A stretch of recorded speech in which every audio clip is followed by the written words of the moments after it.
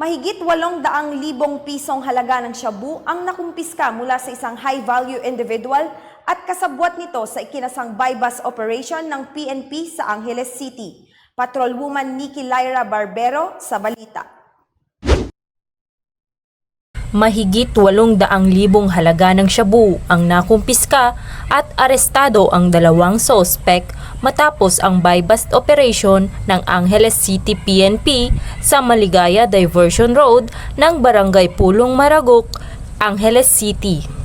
Ayon sa inilabas na ulat ng Angeles PNP, ang naarestong sospek aka Soy, isang high-value individual, 18 taong gulang, residente ng Barangay Mangan, San Pedro, Laguna, at ang kasabwat aka Alberto, 53 taong gulang na residente ng Barangay Salapungan, Angeles City.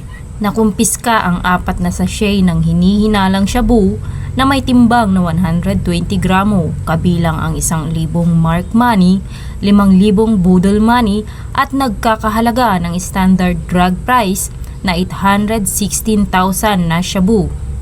Matagumpay ang ikinasang operasyon ng mga tauhan ng Police Station 3 sa ilalim ng pamumuno ni Police Major Alfred R. Andal, Station Commander ng Police Station 3, Angeles City Police Office. Katuwang nito ang Special Operation Unit 3 ng PNP Drug Enforcement Group.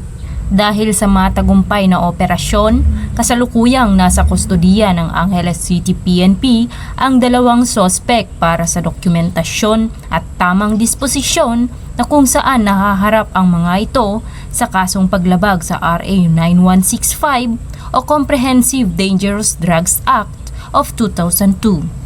Tinitiyak ni Police Colonel Amado A. Mendoza Jr., City Director ng Angeles City Police Office sa publiko, ang patuloy na pagpapaigting ng kampanya at pagsugpo sa talamak na pagbebenta ng ilegal na droga sa kanilang probinsya bilang tugon sa programa ni Chief PNP, Police General Romel Francisco D. Marbil na sugpuin ang masasamang gawain at kriminalidad upang maging tahimik at ligtas ang komunidad. Mula dito sa gitnang Luzon, ako ang inyong PNN correspondent, Patrolwoman Nikki Lyra Barbero, alagad ng batas, tagataguyod ng Balitang Pulis.